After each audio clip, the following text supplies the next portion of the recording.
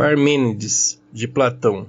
Audiolivro de domínio público, canal FPC, Frases, Pensamento e Cultura. Aqui é Tiago Toledo. Curta e se inscreva no canal para mais conhecimentos. Esse Parmênides é um livro que você tem que se concentrar um pouco, mas vai parando, vai refletindo que é muito bom. Até mais. Terceira, bem, aceito a explicação, teria falado Sócrates, e admito que seja conforme declaraste. Porém dize-me o seguinte, não reconheces a existência em si mesma da ideia de semelhança, e a de uma outra, oposta a essa, de dissemelhança em si mesma, e que delas duas eu e tu participamos e todas as coisas a que damos a denominação de múltiplo. E que as coisas que participam da semelhança se tornam semelhantes, a esse respeito e na medida em que participam da dissemelhança, e uma e outra coisa as que participam das duas a um só tempo. Se todas as coisas participam dessas ideias, contrárias, e pelo próprio fato dessa participação, ficam, no mesmo passo, semelhantes e dissemelhantes a elas mesmas, que há de surpreendente em tudo isso? Se alguém mostrasse semelhantes no ato de se tornarem dissemelhantes, ou o inverso, dissemelhantes passando a ser semelhantes, isso sim, eu tomaria como verdadeira maravilha. Porém dizer que as coisas que participam de uma e de outra apresentam ambos os caracteres, é o que não se me afigura, Zenão, contraditório, é como se alguém afirmasse que tudo é um pela participação da unidade e que esse mesmo todo é múltiplo por sua participação da pluralidade. Mas se me provassem que é múltipla a simples unidade, ou que o múltiplo é um, eis o que me surpreenderia sobremodo. E tudo o mais pelo mesmo estilo. Se me demonstrassem, outro sim, que os gêneros e as espécies apresentam em sua esfera própria esses caracteres opostos, haveria de que maravilhar-me. Mas, que há de extraordinário dizer alguém que eu sou ao mesmo tempo uno e múltiplo?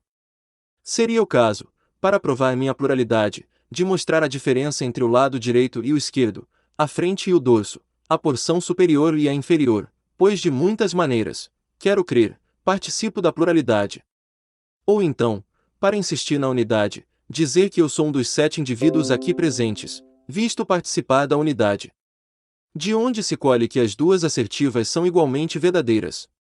A este modo, sempre que um se abalança a demonstrar a simultaneidade do uno e do múltiplo em coisas com seixos, pedaços de madeira e outras mais da mesma natureza, dizemos que essa pessoa provou simplesmente a existência de unidades e da multiplicidade, não que o uno seja múltiplo, e o inverso, o múltiplo, uno. Com isso, não terá dito nada extraordinário, senão algo em que todos convirão. Porém se alguém, como afirmei neste momento, começar por distinguir umas das outras as ideias de si mesmas, semelhança e dissemelhança, pluralidade e unidade, repouso e movimento, e tudo mais do mesmo gênero, e demonstrar, em seguida, que todas elas são capazes de unir-se umas com as outras ou de separar-se, isto sim, Zenão, continuou a falar, é que me deixaria contentíssimo. A meu parecer, argumentaste neste domínio com bastante firmeza e decisão. Porém num ponto, torno a dizer, e que muito mais me alegrara, seria poder demonstrar que tais perplexidades se entrelaçam de 1000 formas e o mesmo fizesseis com o que é apreendido apenas pelo entendimento, tal como exemplificastes com as outras que nos caem sob a vista.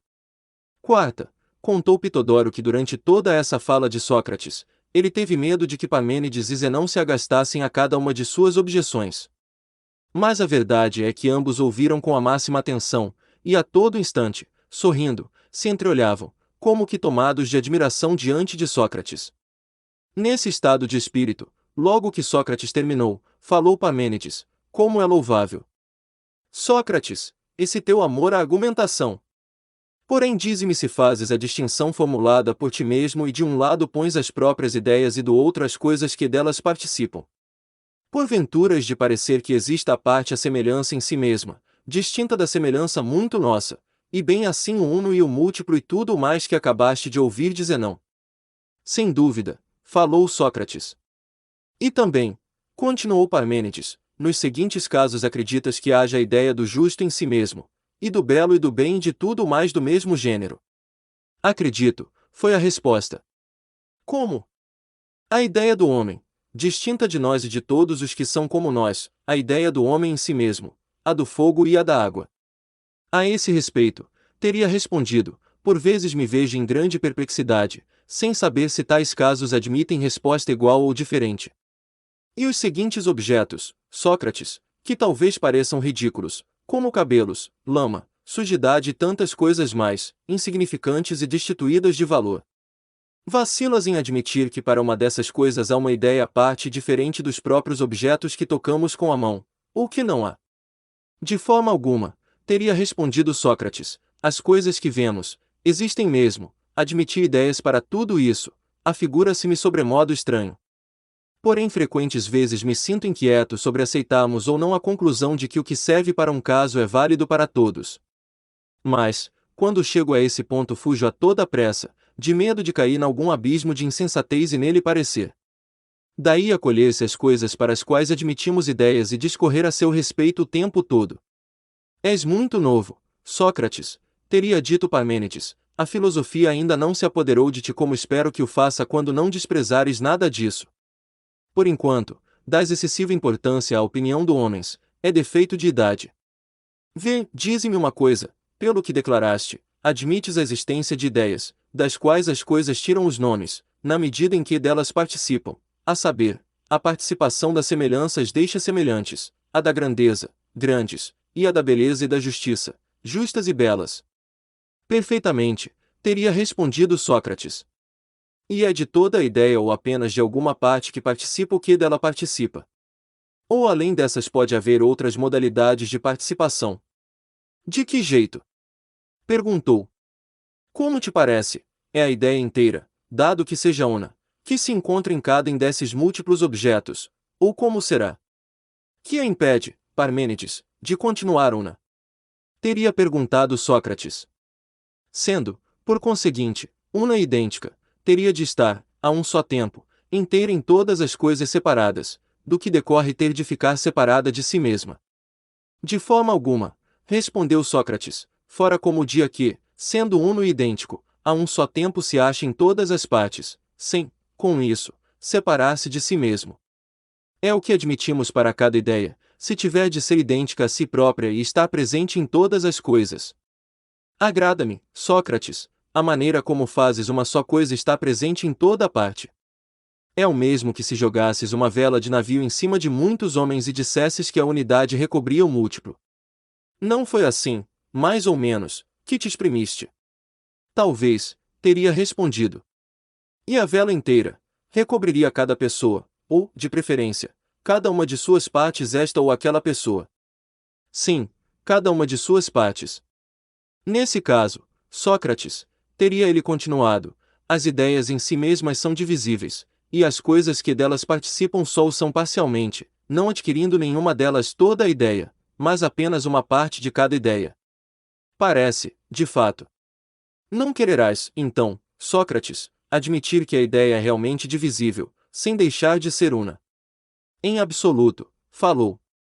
Considera o seguinte, teria ele acrescentado, se dividires a grandeza em si mesma, vindo a ser grande cada um dos objetos grandes em virtude da porção da grandeza menor do que a própria grandeza, não seria absurdo.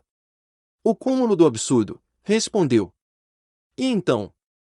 Se cada participante recebe uma parcela da igualdade, com essa parcela menor do que a igualdade em si, poderá ele vir a ficar igual a seja o que for. Não é possível. Porém, se um de nós receber uma parte da pequenez, a pequenez em si mesma ficará maior do que essa parte, que é a parte dela própria, vindo, desse modo, a ser grande o que pequeno, enquanto aquilo a que foi acrescentando o que lhe foi tirado, não ficará maior do que era antes, porém menor. O que em absoluto não pode ser, teria ele respondido. Então, de que jeito, Sócrates, voltou a falar, admites que as coisas participem da ideia, se isso não pode ser nem por meio das partes nem do todo? Por Zeus, teria dito, não me parece fácil destrinçar de jeito nenhum essa questão. E que dizes do seguinte? Que é? Eis o que, a meu ver, te leva a admitir que cada ideia em si mesma é una. Quando muitos objetos te parecem grandes, julgas perceber nessa visão conjunta certo caráter uniforme que lhes é comum, daí, concluíres que a grandeza é una. Tens razão, falou. Porém se, no mesmo passo, apreenderes com o pensamento a grandeza em si todas essas coisas grandes, não verás aparecer outra grandeza, por meio da qual tudo aquilo forçosamente aparecerá grande. É possível. Desse modo, aparecerá outra ideia de grandeza, para além da grandeza em si mesma e das coisas que dela participam, e mais outra depois dessas, por meio da qual as anteriores serão grandes, deixando, assim, cada ideia de ser una parte, porém de multiplicidade incalculável.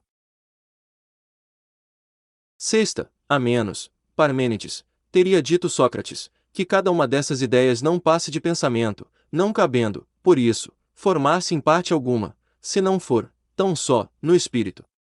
Assim, cada ideia seria una e não ficaria sujeita ao inconveniente de que falamos há pouco. Como assim? Teria perguntado. Cada pensamento seria uno, porém pensamento de nada. Impossível, respondeu. Então, pensamento de alguma coisa. Sim. Que é o que não é? Que é? De certa coisa una que aquele pensamento pensa como presente em todas as coisas, sob uma determinada forma. Sim. E não será uma ideia o que é assim pensado como presente a todas as coisas e sempre igual a si mesmo. É a conclusão que se impõe. E então? Parmênides teria acrescentado, se todas as coisas participam necessariamente das ideias, conforme disseste, não será também forçoso admitires, ou que tudo consiste em pensamento e tudo pensa, ou que, apesar de ser pensamento, não pensa nada. Isso também, teria respondido, carece de sentido. O que se me afigura mais plausível, Parmênides, é o seguinte: essas ideias se encontram na natureza à maneira de paradigmas, as coisas se lhes assemelham como simples cópias que são, consistindo a participação das ideias com relação às coisas em se assemelharem estas àquelas. Sendo assim, voltou Parmênides a falar, se alguma coisa se assemelha à ideia, será possível não ser a cópia semelhante à ideia, na medida em que a ela se assemelha. Ou haverá jeito de semelhante não ser semelhante ao semelhante? Não há. E não é da maior necessidade que o semelhante participe com seu semelhante da mesma e única ideia. Sem dúvida nenhuma. Não é, portanto, absolutamente possível assemelhar-se alguma coisa à ideia, nem a ideia seja o que for doutra maneira, surgiria sempre uma nova ideia, diferente da primeira, e no caso de parecer-se ela com alguma coisa, mais uma ainda, sem nunca parar essa formação de novas ideias, dado que a ideia vem a parecer-se com o que dela participa. É muito certo o que dizes. Não é, pois, pela semelhança que as coisas participam das ideias, será preciso procurar outra modalidade de participação. Parece. Já vês, Sócrates, prosseguiu, em que apertos se mete quem admite a existência à parte das ideias em si mesmas. Grandes apertos, realmente. Pois sabe, teria falado, que, por assim dizer, não apanhaste todo o alcance das dificuldades, com admitires uma ideia única e à parte para toda a classe de seres. Que dificuldades? Há muitas, disse. A maior é a seguinte: alguém poderia sustentar que, definindo-as como fizemos, as ideias não podem ser conhecidas, não sendo possível provar o engano de quem afirmasse o contrário, a menos que esse contraditor tivesse grande experiência e fosse excelentemente dotado pela natureza e se dispusesse a desenvolver uma longa e laboriosa demonstração. A não ser assim, não há meio de demover de sua convicção quem sustenta que as ideias não podem ser conhecidas. E a razão disso, Parmênides? Perguntou Sócrates. Porque eu imagino, Sócrates, que tu e todos os que admitem para cada coisa particular uma essência existente por si mesma, confessam de saída que nenhuma delas existe em nós. A ser assim, observou Sócrates, de que jeito poderiam existir em si mesmas? Falas com muito acerto, disse, de onde vem, que as ideias, que só são o que são por suas relações mútuas, têm sua essência própria somente em relação umas com as outras, não com relação ao que em nós são suas cópias ou como quer que sejam denominadas, e de cuja participação tiramos a designação certa de tudo ou mais. Por outro lado, as coisas do nosso mundo que têm o mesmo nome que elas, só existem em relação umas com as outras, não com as ideias, sendo assim denominadas por elas mesmas, não por causa das ideias. Que queres dizer com isso? Perguntou Sócrates. É o seguinte, respondeu Parmênides. Suponhamos que um de nós é senhor ou escravo do outro, não o escravo do senhor em si mesmo, o senhor na sua própria essência, nem este, como senhor, é senhor do escravo em si mesmo, a essência do escravo, como homens, entre eles, é que serão uma coisa ou outra. O senhorio em si mesmo é o que é com relação à escravidão em si mesma, e o inverso, a escravidão em si, com relação ao senhorio em si mesmo. As coisas do nosso mundo não têm ação sobre as daquele, nem as do outro mundo sobre as do nosso. O que eu digo é que aquela realidade só são o que são para elas mesmas e com referência a elas mesmas, exatamente como se dá com as coisas do nosso mundo. Ou não entendes o que eu falo? Para mais audiolivros, siga o canal FPC e aperte o sininho das notificações. Tiago Toledo, até mais e aproveite o livro.